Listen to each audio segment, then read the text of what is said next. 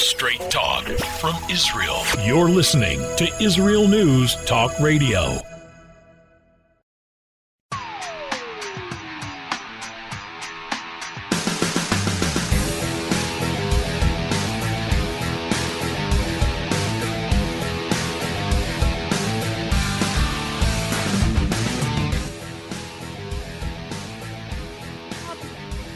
The mob rules, but not on your front lawn.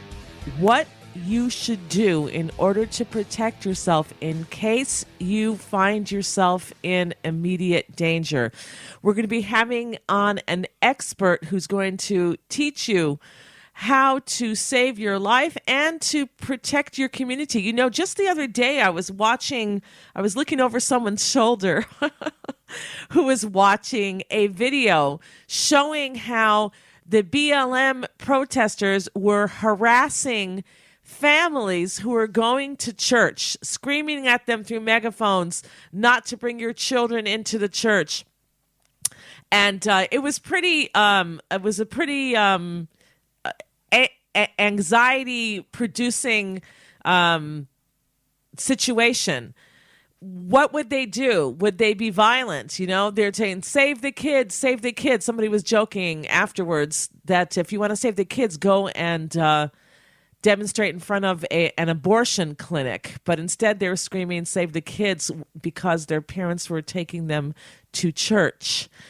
How long will this be until the BLM protesters go to your local synagogue and start to stand there in a mob with bullhorns screaming not to bring your children into the synagogue, or making you go to your knees and bow down to them and beg forgiveness, or demand from Jewish communities or anyone reparations by gunpoint even? So we're going to be speaking with a security expert. He says you need to do bad things to bad people. And we're going to learn what he says, and he's going to teach us what to do, how to do it.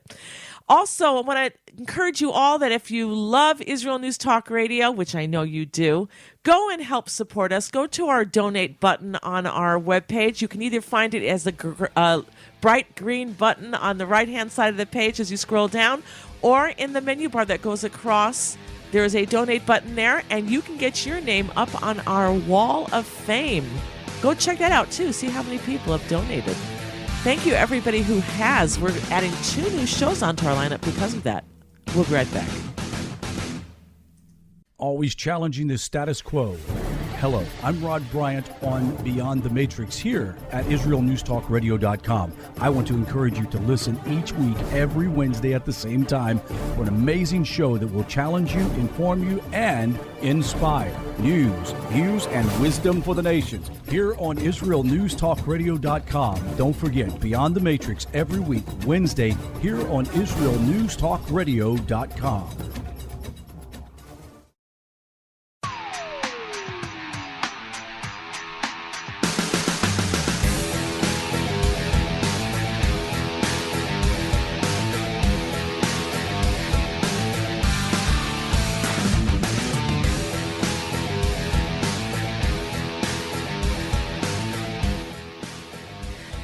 You need to do bad things to bad people. That's what our security expert says, that he's going to be our guest on our show. Because, my friends, unfortunately, the mob rules, but they should not be ruling on your front lawn. And we're going to find out what you should do. Yesterday, I told you I was looking over someone's shoulder and I saw them watching a video of the BLM protesters harassing families that were going to church. And I say, how long is it going to be until they're in front of your synagogue, crowding around there, the mob trying to scream, save the children, save the babies, whatever they were screaming. And as we said, they should be screaming that in front of an abortion clinic. But in any case, we're going to be talking about what we need to do, because as we know, the only thing necessary for the triumph of evil is for good men to do nothing. That was the famous saying by Edmund Burke.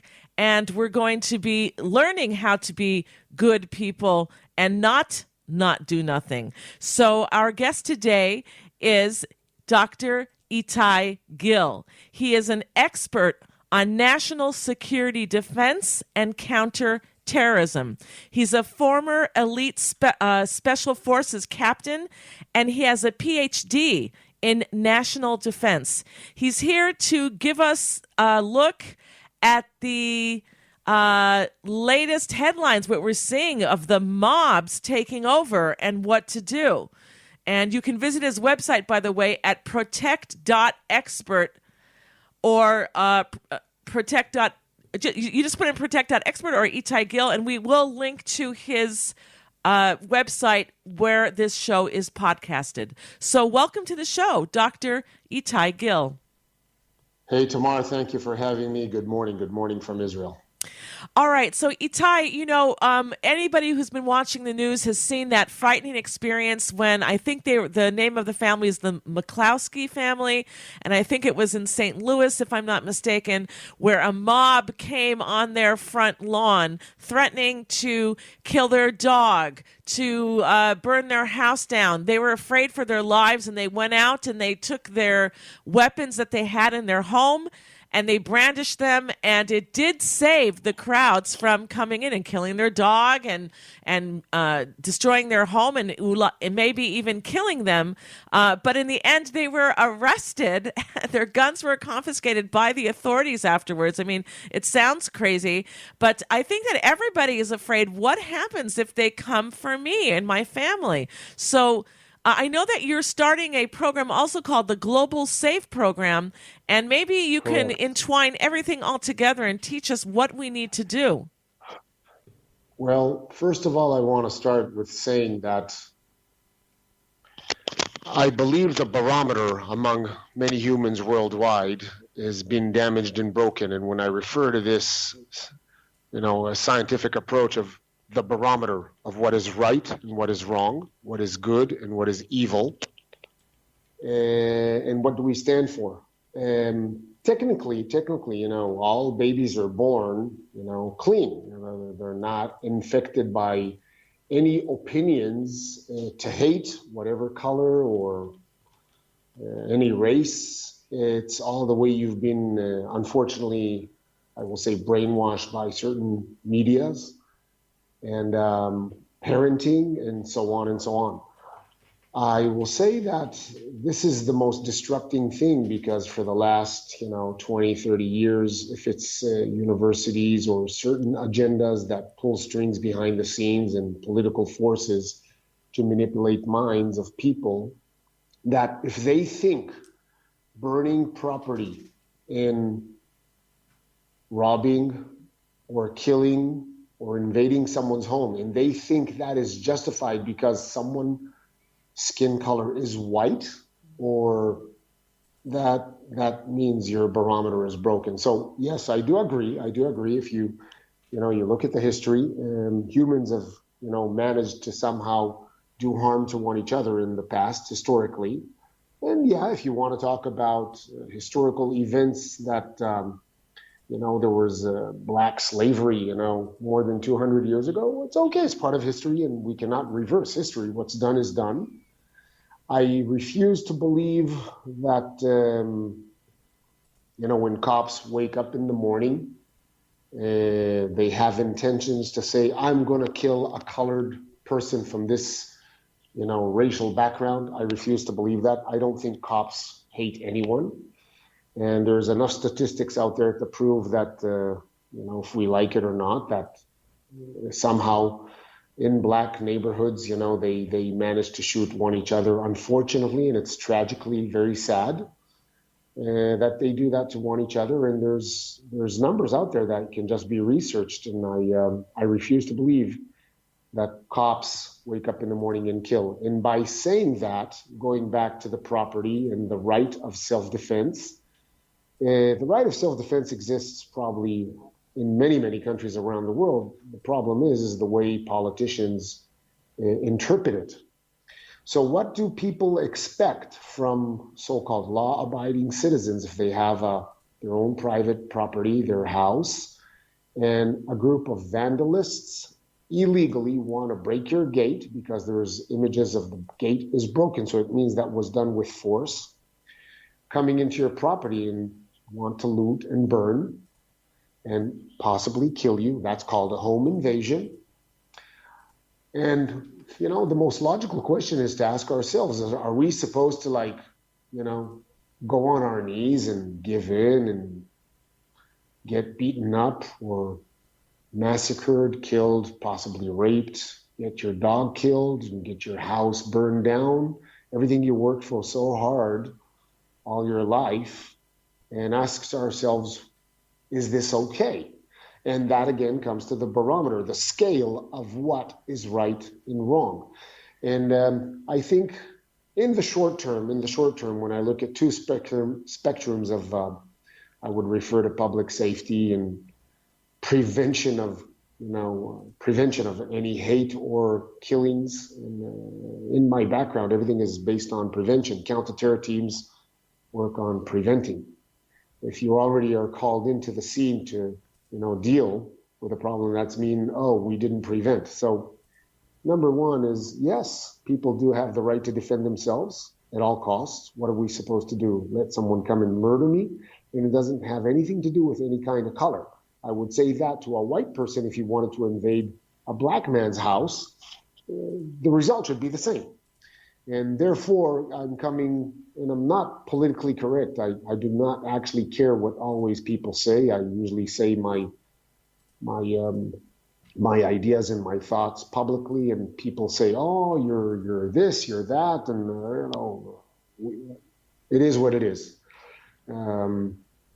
People need to learn how to defend themselves, and society at the moment has a giant gap in some portions of the population. I'm not going to point out all people because it's not true, but we need to be ready and we need to be trained. And if law enforcement will not be called because they're defunded or whatever reasons, you need to stand your ground and have, a plan how to defend yourself. If you have legal firearms, you need to learn how to use them well. You need to how to protect your property from outside and inside. I would advise people that do have time to set up stronger perimeters, and if it's gates and CCTV cameras, and have a safe room inside the house with water and food and some type of system of communications that they can call outside and just hang on until the storm is over. It's funny that years ago I used to see sometimes on television people that were considered crazy to have all these preppers when they dig underground, so-called barricaded and reinforced tubes that they bury underground with, canned food and store water for long terms and weapons and things. And people used to say, "Oh, they're crazy. Why are they doing that?" And here we are. Society is broken, and you may have people, invading. And if you want to protect your family at all costs, you should be ready. And everyone should find their own method that suits them. But yes, training and being ready for violence is, unfortunately, very tragically, I'm saying this, is something that we have reached a point of no return, where if you don't know what to do, you may end up dead. And that's happening to people. So, yes, I advise people to prepare. Okay, That's all so I can say right now. We're almost at the end of this segment, Etai, and in the next segment, I want to talk to you about the situation of, God forbid, the police not showing up because of whatever reason, whether it's defunding, whether it is that the police are have a stand down order. We saw already the famous video of a woman who was being surrounded by protesters in her car with her little daughter in the car, and she was calling 911, and they would not come. They said this is a sanctioned area. and they've been called basically to stand down. And she can make a complaint if she likes with City Hall. It was ludicrous, the answer that she got. So what do you do when you're out on the road and this happens to you? What do you do if this is an individual that wants to protect themselves, or we're talking about a community, your synagogue maybe, or your church? What about should everybody run to go get a gun? Should we, if we do, how many do we need? And is there a difference for someone living in the city versus someone living in the suburbs? I want to find out everything we can about these things when we get back from the break. Again, we're speaking with Etai Gill. He is a security expert, and he's going to help us try to protect ourselves wherever we are and wherever, God forbid, a mob should meet us. We'll be right back.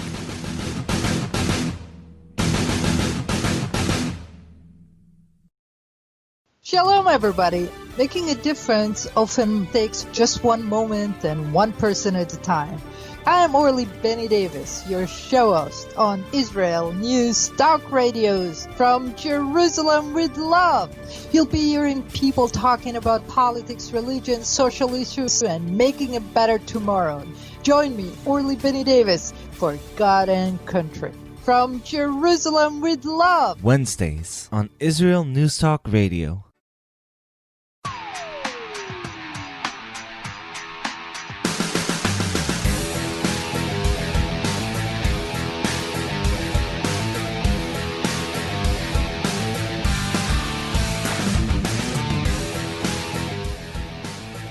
So the mob rules, that's what it seems like today, but it should not be ruling, at least it should not be ruling on your front lawn. You have to protect your family, you have to protect your life, and you have to protect your community. And our guest is Dr. Etai Gill. He is an expert on national security defense and counterterrorism. He holds a PhD in national defense, and he is a former elite special forces captain. And he is telling us how we can protect ourselves. It is frightening what is happening, even if you're doing everything right. What happens if you're on the road? You have to go to the dentist. You have to go places, and you're coming back, or you're going there, and all of a sudden a mob should surround your car, start jumping on the hood of your car, on the roof of your car, trying to open up your door. Let's say you have a child in the car. This is a frightening situation to be in, and we need to know what to do. And what happens if you're also doing everything right and someone breaks into your home and you call the police, you call 911, and the police have been defunded, or they've been given an order to stand down, or for whatever reason, the police are either not showing up or they're showing up late. What are you going to do? Ultimately, your protection is in your own hands. So on that note, Dr. Etai Gill, what do you say? Should everybody be going out now to buy themselves a gun? Well, first of all, I'm a big fan of firearms and weapons, and of course, as long as you know how to use them. There's being a lot of people talking nonsense out there that trying to ban guns and whatever. I'll say guns in the right hands do miracles, okay? It will save your life. So if you're a female and you're on your own in your own apartment and some people try to break into your home and they're going to try to beat you up or rape you or kill you or loot or whatever it is, you have the right to defend yourself. And it doesn't matter what the law says. I will say 100%. Your life depends on your sets of skills in making the decision of what will you do. Now, do you need to go lethal? Possibly you can do one round, and to release towards the legs to make them understand you're sending out a message. Hey, you come any closer, I will shoot the center of mass. And it's all about protecting yourself. So critical thinking under pressure is probably the most relevant thing to discuss, because you're having a gun in your house. And first of all, awareness of your environment. So it means if you know that you're now in a period of time where there may be a home invasion, or you hear sounds, and you have maybe a very low cost camera that you can place outside on your door that works on Wi-Fi, that would be probably a real cheap solution. There's online cameras that you can buy that give you an indication to your cell phone. that would probably be one line of defense. Then, if you have a possibility not to have a simple, a low-cost wooden door with one key, but maybe to replace your door with a more reinforced one, of course, it's going to cost money, but it will save life and give you time to make a decision and stand your ground. If you had no other option, and for example, they managed to break a window and throw in a cocktail bottle and try to burn down the building or the house, what apparently happened, you need to have an evacuation plan, because if you stay inside that compound and it's catching fire, you may perish in that fire. So thinking of all these things, of making critical decisions under stress, because your heartbeat will beat fast. And most people are not trained to be, high-end law enforcement experts or military experts that, that's the kind of training they go through. The average civilian does not possess those skills. But saying that, if we do need to survive and save our lives, adrenaline will kick in. And yes, so if you did prevention methods, that would be helpful. And also go to the fire range and try to shoot a few rounds, learn how to handle a jam, a malfunction in your gun, learn how to change magazines.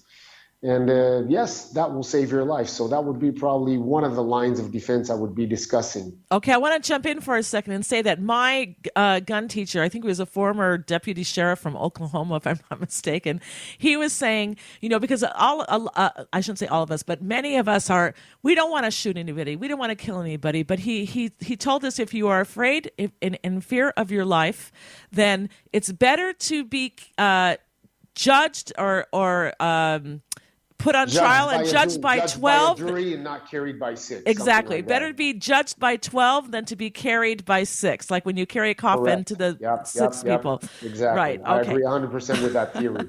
Staying alive is the number one priority. That's a God-given. Okay. We have the right to stay alive. So far you said some of the things we can do is get extra locks on your doors, get some security cameras, even inexpensive ones that you run on the internet, and also train with a firearm and purchase an appropriate one for yourself. What else do we need to do? Well, you were talking about commuting from A to B. So you're leaving your house, you're locking your house. So if the house is invaded and broken into, let's be honest. Any normal house can be broken into. I mean, technically, with very minimal equipment, you can break into someone's house. And many of the houses that we know of have plaster walls, and the windows are not reinforced, or they're not bulletproof, and they're not resilient glass to withstand, hammer or axe, strikes and blows. So technically anything can be broken into, but that's property. Okay, so protecting property is another thing, but that costs more. But protecting life is my highest value. So if you mentioned, before that, what happens? You're getting into your car, you need to go to the groceries or whatever, and suddenly a mob stands in front of your vehicle and decides they want to block you and start breaking the windows, the side windows of your vehicle or the front windows of your car. And you know what? Maybe you're with your kids inside. I will tell you this is going to be a terrifying moment. You're going to fear for your life and for your children, and a decision needs to be made. Will you let them because you're not willing to ram over them with the vehicle, or you're not willing to back up with the vehicle and try to do some type of U-turn and evacuate, even maybe going on the sidewalk and maybe even smashing your vehicle and making physical damage to the car at all costs to save lives. Now, if I had no choice, I would ram over the people. I would just use the force of the vehicle to try to, move forward and evacuate. And is that allowed by law? We have to be very careful here what we're saying. Again, it is not the perfect solution. Honestly, it's not the perfect solution. So let's simulate.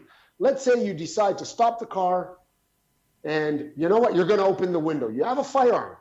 How many rounds do you have in that firearm? How many people are you going to shoot? You see? And if you are dragged out where you have a malfunction with a gun, the door is going to be open. They're going to invade your vehicle, drag you out, and beat you to death. And that's what happened. There's quite a few videos on social media where you see people I even saw a video in Texas, a group of people beating down a white person, beating him to death. He's being stomped and kicked to his head so bad from a shop. And a tragedy. So, and who says the people that are going to try to pull over your car are not carrying firearms? Maybe some of them do have a permit, but they belong to a group of vandalists, and I would even refer to it as terrorism. Nobody has the right to do that. So the question is, that thin line of we are saying, are we teaching people or motivating people to break the line? I say no. I will say that use proper judgment, get training, and if it comes to the situation where you need to save your life or your family's life at all costs, that matters. And that's the game changer. You need to do whatever it takes to stay alive. And, all right. Even if it's using the vehicle or a firearm. I just want to say that perhaps people, just as when you give medical advice, people always have to back it up with, speak with your doctor first about it. Perhaps you should already have a telephone call with the police department asking them, what is the law? What am I allowed to do in order to protect myself if my car is surrounded by a mob? And then you make your decisions. So we're just telling you on this program to think about what could happen, to prepare for it, and to find out what's legal. That's on your responsibility, what you need to do. And I think that we do, Etai, we need to think about it before it happens. What's going to happen if, God forbid, my car is surrounded? And then I already know what to do because I spoke with the police and I spoke with a specific security person personally, and they tell me what I should do. All right. We only have another minute left to this segment. What about your synagogue or your church or your community? Well, it's interesting that you're mentioning this because this is way before the Antifa and the BLM, Black Lives Matter, looting and fires and all this thing that started because of this George Floyd thing. Synagogues were always a target. Jews were always a target. And yes, there's other religious places that were attacked as well, but we're not going to talk about that. All right, we only have like 30 seconds. So what do we do?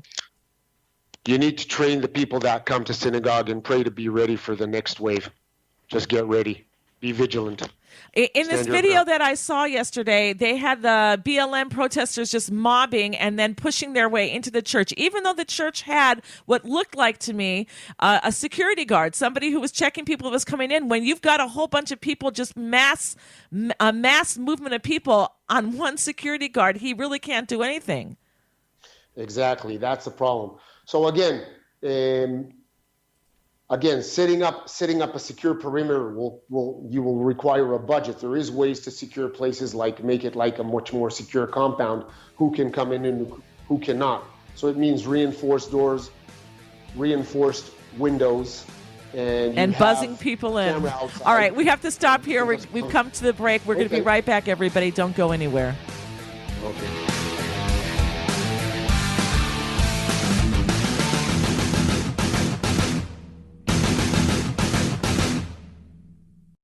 You're listening to Israel News Talk Radio. This is Shai Bentako, and each week I'll be webcasting to you from Judea, origin of the word Jew, a people besieged and beleaguered in every generation.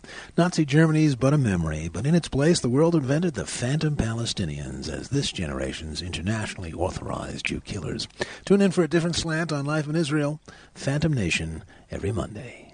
Hi, I'm Rabbi David Aaron. The soul basics are the most profound, the most essential, and yet often the most neglected in our education. Join me for Soul Talk on Israel's News Talk Radio and discover the secrets to love, spiritual growth, and personal power.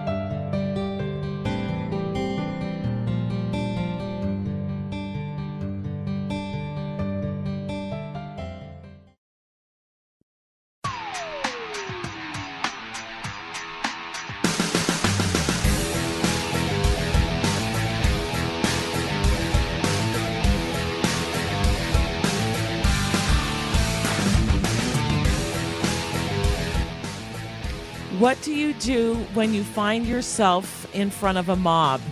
And we're speaking with Etai Gill. He is an expert on national security, defense, and counterterrorism. You can visit his website at www.protectcollege or protect.expert. Just write in protect.expert. It'll take you immediately to his website there. And Etai, when we were talking in the last segment, we were talking about before how to protect yourself individually. Also, if God forbid you find yourself in the midst of a mob when you're in your car. One listener commented that they were taught never to stop your car, and you agreed with that during the break. I was asking you, and you said, yes, always be moving. You want to get out of there as fast as possible. But again, I want to reiterate that people should call their local police and ask them what to do if they find themselves surrounded and their car is being attacked with them in it, with their child in it. What do you do? So you know what to do, and already prepare for it before it happens. So God forbid, if it happens, you're prepared and you know what to do. That's not the time to think when it's happening to you. And then I asked you about community protection, and you were talking about ways that people can secure their synagogue, and they could probably even go to your website and find out some things there. What other pointers can you give us, Etai? Well, regarding synagogues, is because it's a public place for worship, okay, so a lot of people can come there and get together. So first of all, the first line of defense would be with a relatively not a huge budget, you can reinforce the windows, okay? So it means so no one can, break the window and throw in a cocktail bottle, and then everyone will be engulfed in a fluid that's flammable, and that can cause serious damage. So that would be, devastating. So reinforce windows, not a big cost. Get it done. They're shockproof, hammer-proof, and axe-proof, okay? So it would take someone from a mob, pretty much of an effort to break the windows. Second thing, reinforce doors with a buzzer with a camera outside that you can see who is coming. And if you see a mob outside, just lock in, barricade yourself, and hopefully you can survive, and they'll give up and they'll walk away. Also, if there's young guys that come to say some have their arms and they're trained and they know what to do, because we don't want people to, by mistake, shoot each other and have a friendly fire. And the idea is also to do some drills, also get some training. It's part of the method. You need to have training. You need to have experience. You need to have knowledge. And I will say knowledge will give you a resilience. So if you're confident in the sets of skills you possess, you will perform better in a crisis. And that's, by the way, what we work with law enforcement guys or military guys, what makes them more resilient to withstand uncomfortable or extreme situations. Isn't that what it's all about? So the possibility of being able to perform in a stressful environment is what will make you stay alive. If you do not have that kind of mentality, attitude, and training, less chances of survival. And then hire somebody who does. Oh, of course, you can always hire somebody, but the problem is, will that hired somebody always be around you to solve the problem? So you're mentioning many of the things that I'm involved in on a daily basis. At the end of the day, you're leaving your apartment, just to go outside to take mail from the mailbox, and someone jumps on you. What do? Most people don't have a clue about any self-defense whatsoever. Most people do not stay fit. Most people do not do any strength training. Most people don't have any idea what to do in a stressful situation. They don't know life-saving skills in medicine. They don't know how to make a tourniquet. They don't know how to stop a bleeding. And again, these are real important skills in our days, So everybody needs to acquire some type of training. That's my philosophy. Wow, very, very interesting. Very, very important. All right, and you're now opening up a basically an online college. Correct. And you're calling this a global SAFE program. Tell us about that. So we have two segments on the website. One is for people that want to get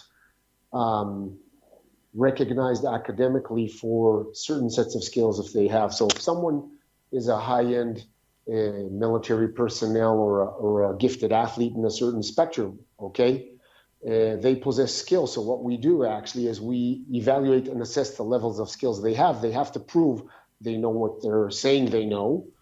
It can be from swimming, boxing, or it can be from, counterterrorism and public safety or firearms. So we assess knowledge. So we're doing exactly the opposite. We're one of a kind. So where people can come and say, I am skilled, I'm 20 years in the canine industry. I know how to work with dogs, train dogs, but there's no academic qualification in that industry. And therefore, that's exactly what we're doing. We're helping people to boost their careers and get academic recognition for all the hard work and sweat they put into their hobby or work. The Global Safe is another thing that we have on the website. It's a group of videos, about 150 videos that I have with a group of partners from a group called Engage, where we have a website where you can pay for a relatively very low cost, around $49, $50, and you have access to a library of worst case scenarios. So for example, you see someone getting stabbed in a video, and okay, how do I stop a bleed out? How does a regular civilian that has no combat training and not a combat medic, we train him not to freeze and how to improvise and make a tourniquet. We teach people how to identify suspicious behavior. What is suspicious behavior? Okay, if someone is aggressive towards you, can you prevent before the attack is launched? And so on. So we have there about 150 videos. So for example, you're traveling to a foreign country. So now maybe because of the COVID, we're not traveling. But if you're going from A to B, are you aware of your environments? Do you have an object in your pocket? For example, a pen, just a simple pen in your pocket. If you're a female especially, and someone tries to grab you, you can use that pen as an object to stab, in the flesh. And it will save your life, and then just run away, evacuate yourself. So all of these little things in the videos are broken down with top instructors from my team that explain to people what needs to be done in case of. So from CPR, choking, life-saving skills, self-defense at different levels, how to disarm a gun, what to do in case of a home invasion. You're in a hotel and there's an attack in a hotel and so and so. So we've made over there a library of about 150 videos. And it's picking up. People love it and they're signing up for it. So it's another form of education. Do you do anything on psychology? Like, I'm just wondering, sometimes I see these videos of people who are like, they're pleading for their lives, or they're asking for mercy from these mobs. And is that the wrong thing to do? Because, when I see these videos, they ultimately get picked on anyway. Maybe the mobs love it when you beg for mercy because it empowers them. I don't know. What's the right thing to do? Well, again, my mentality, my attitude about this is one way. You need to be trained in order to be resilient. And, it's a good question, what came before the egg or the chicken? Because when you say someone is begging, someone that has nothing in his toolbox will probably beg. Does it make sense what I'm saying? Mm-hmm. If you have nothing to do to fight off whoever is coming to get you. Now, I'm not going to say we're always going to win the battle, but are you going to get violated, killed, beaten up to death, even if you're begging? What's the point?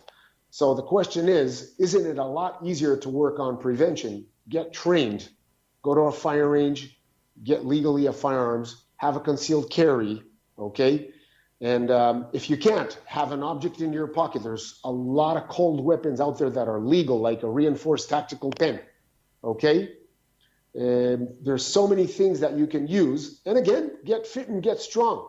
And again, your number one line of defense will always be awareness and observation. Before a physical attack happens, if you see a commotion, a group coming, you're knowing, I'm already in a danger zone. So prevention is your number one, ally. Uh-huh. Thousands of years ago, hunters or hundreds of years ago, they had something that we refer to scientifically as intuition. They could hear sounds in the bush or in the forest when they were hunting some type of gazelle or animal or setting a trap, and they did not want to become food by another predator. So here we are, 2020, and we still have these skills that are called intuition or instinct or awareness. People have three senses. One is the eyes to see, the ears are to hear, and the sense of touch. You will know immediately if the touch is friendly or the touch is aggressively. If people keep these 3 lines in their mind, they will be okay. It will give them a set of skills. Yep. Dr. Etai Gill, I want to thank you very, very much for coming on this show. And I want to remind everybody, again, you can go to his website at protect.expert. And he has an online college there that, again, you can do in order to prepare to know what to do before the danger arrives. And as he said, be sensible, be aware, know if a mob is coming towards you or if there's a mob in the area, you want to get out. That's the first thing you want to do, is just not be there. And on that note, I want to again encourage Jews all over the world, if you're living in the exile, come and make Aliyah. If you're not there, they can't hurt you. And this is one of the things that Etai's talking about. Know your surroundings, know what you have to do, know what has to be done. And this is one of the things. It's otherwise you're just waiting for it to finally arrive at your doorstep, because I believe, in my opinion, it will arrive on your doorstep. It's only a matter of time. Dr. Etai Gill, thank you again so much for being with us. And again, people can go and sign up for his classes there. Thank you, and have a great day and a blessed day. His Global Safe program. Protect yourselves. Thank you, Etai Gill. And thank you, everybody, for being with us. Feel free to email me, Tamar@IsraelNewsTalkRadio.com.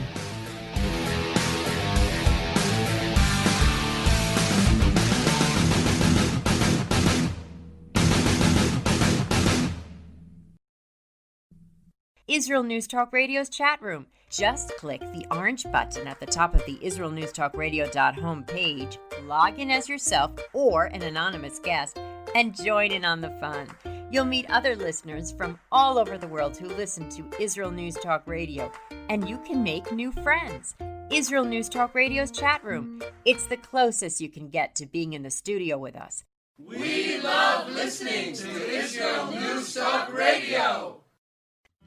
Where can you get the inside news on Israel? At Israel News Talk Radio, we're dedicated to sharing Israel's inside story with the world by providing our listeners with news on Israeli politics, current affairs, and Israeli Jewish culture. The Israel News Talk Radio homepage also provides you, the listener, with useful information at your fingertips, with scrolling news headlines, weather, currency exchange, Shabbat candlelighting times, and so much more. Our radio programming is always accessible and on demand. We operate absolutely free of charge for everyone, everywhere. If you love what we do, partner with us now by becoming an Israel News Talk Radio supporter. With your support, you'll be inscribed on our Israel News Talk Radio Wall of Fame. There's nothing like us in the world. Be part of something great. Israel News Talk Radio. Straight talk from Israel. If you love Israel News Talk Radio, then you'll love our Facebook page. We keep you up to date on what's happening in Israel, plus little surprise treasures that we don't share on the radio. Go now to follow us on Facebook. Just look for the Israel News Talk Radio Facebook page, and don't forget to subscribe and follow us by clicking on the like button. We post great stuff there that you'll want to share. Israel News Talk Radio on Facebook and Israel News Radio on Twitter. News, opinion, and more. You're listening to Israel News Talk Radio.